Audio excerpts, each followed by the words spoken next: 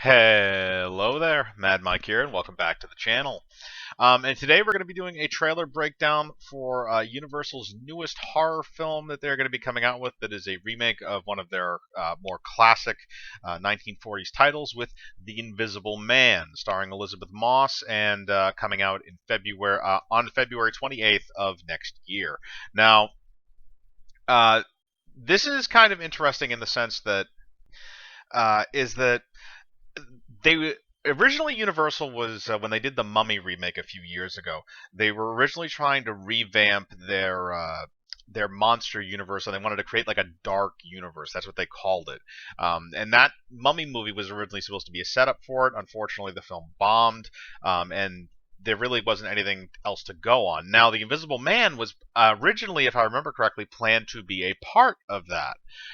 But it seems like they've dialed that back considerably now with this trailer. And as I go through the trailer, you'll kind of see what I mean here.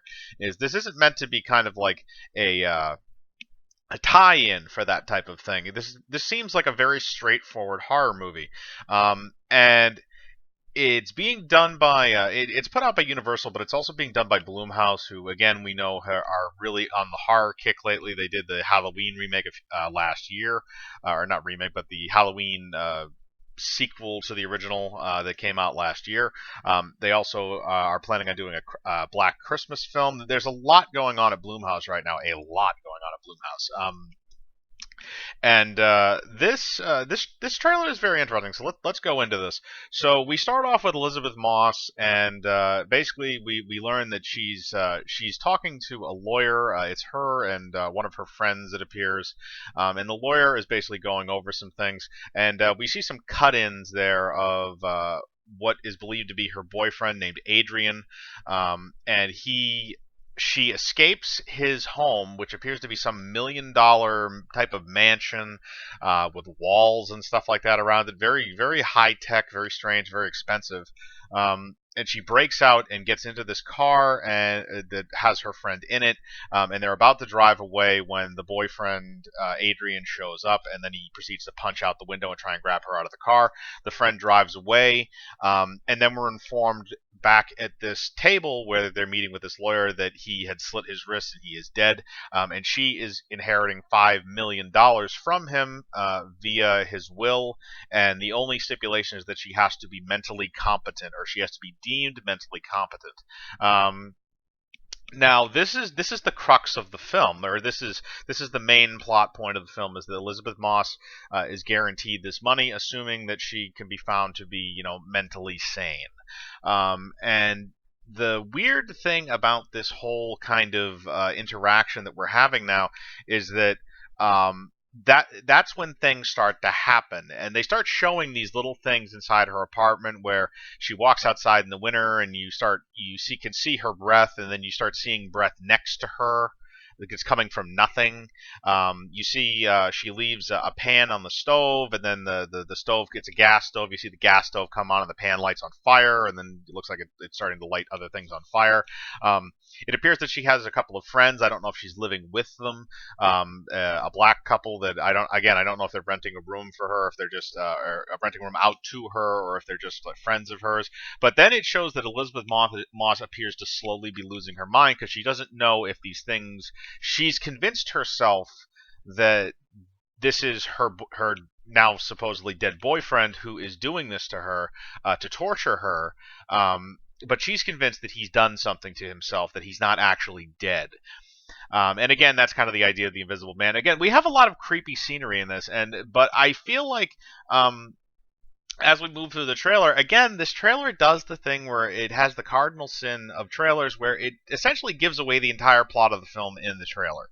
And as we go through this, I'll kind of explain that, because now we have the full plot point. So we have the beginning of the movie where the boyfriend is supposedly dead, and we've gone through, and she needs to be considered mentally competent in order to get this money. And then we move through that, and we go into all these phenomena that start happening to her, where she's not sure what it is, but then she realizes, or she thinks she knows what it is, but she, obviously, nobody can turn themselves invisible. It must be something insane. And says that she's trying to talk to her friends about it, and they all say, no, this guy is dead, you're losing your mind, he's doing this to mess with you. They said, oh, he was always really great at manipulating people. That was his big thing. That was the thing he was really good at. And then it shows that she goes to his house and she finds this machine, or what looks like a machine or something like that, or that has the ability to turn him invisible somehow. And then we go through that, and she's eventually through some way, or some somehow she is sent to a mental institution, and she is put in a padded room. And then when she has people talking to her, then for whatever reason, the boyfriend who is in invisible form starts attacking these police officers. It shows him using one of the police officers' guns in the police officer's own hand and shooting the police officer through the knee, which is very interesting. And it just shows him killing people. Then it shows her escaped, and she has a gun, and she's asking where he is. And again, it shows the entire plot of the film. I mean, actually, kind of even in detail. I think that it gives away. I mean, again, this depends on how many creepy scenes are in the movie, but it gives away a good amount of creepy scenes where you have the handprint on the shower, you have the breath next to her when she's standing outside, you have you have all this stuff. They show a scene where like the covers are being pulled off of her in bed by something that we can't see. I feel like this gives away a lot of those creepy moments. And again, it's a little bit out of context, but still, like, you shouldn't be throwing all those in there. I think that what probably would have made this trailer perfectly fine is if you would cut the trailer off in some respect when she says, "I went to his house," and he's not dead or whatever. If she had cut it off there, and we hadn't seen the machine, and we hadn't seen the mental institution, and we hadn't seen anything else involving that, I think that would have been fine, because I don't think you should give that stuff away. I think what this trailer should have been was, you established that yes, the boyfriend dies, there was an abusive relationship, and she's guaranteed the $5 million, assuming that she can be proven mentally competent. And then you just show all this weird shit happening to her. Maybe not so much of the stuff. Maybe don't show the breath next to her and stuff like that, because that's kind of obvious.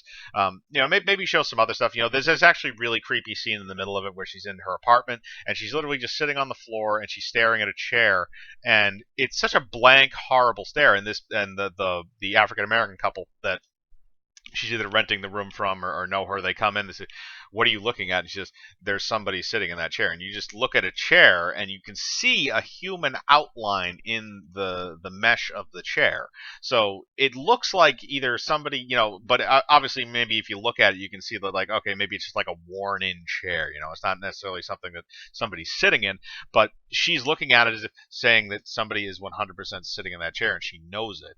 And it's very, very creepy just the way that it's portrayed. Again, they have kind of that like horror music in there with the violin strings and stuff like that. Again, it's a little cliched, but like I said, I think this trailer gave away way too much of the movie. I think it gave away pretty much the entire plot of the movie, except whether or not she kills him at the end. And it's one of those things you should really tone it down, especially with horror, because you want to leave horror for the theater. If you give away too much in the trailer with horror, then there's nothing for the audience to be scared of. And I think that they did. Again, I think they did that in this trailer. I don't think it's necessarily a very good trailer, but I don't think the movie's going to be bad. Honestly, it makes me think that this movie could be something good, because Blumhouse has had some off and on stuff, obviously, like that, but I think that they hit it with the Halloween film that they did last year. So I think that they have somewhat of a good eye for horror. This is relatively, low budget. It's kind of small. It's very compact. So I think that's kind of a good idea. And I trust them to an extent with horror because of those reasons. But in addition to the fact this movie doesn't look like it's connected to that, Universal horror universe or dark universe thing, I think it's better off for it. I think it should be like that. I don't think you should have like maybe an interconnected universe. Again, that worked in the 40s because you had a lot of franchises that you could cross over stuff, and it kind of worked. Or it did work to an extent, but I think it's better to have it kind of like this, and I think that the movie actually looks halfway decent. And again, Elizabeth Moss can act, so I don't really think that that's really that bad of a situation. So, like I said, I like the trailer. I don't like the trailer, but I like it. But it has me interested in the movie, so I guess it kind of has done its job. But I want to know what you think. As usual, I will link the trailer in the description below if you would like to view it. But what do you think? Do you like the idea of having another Invisible Man film? Does this remake look kind of interesting to you? Does it follow along the same lines as, kind of along the same lines as maybe Hollow Man, something like that, in certain respects? But like I said, I want to know your opinion. Please put them in the comments. Hit the bell for notifications, hit the like button, subscribe, and remember, I live my life free of compromise. Do you?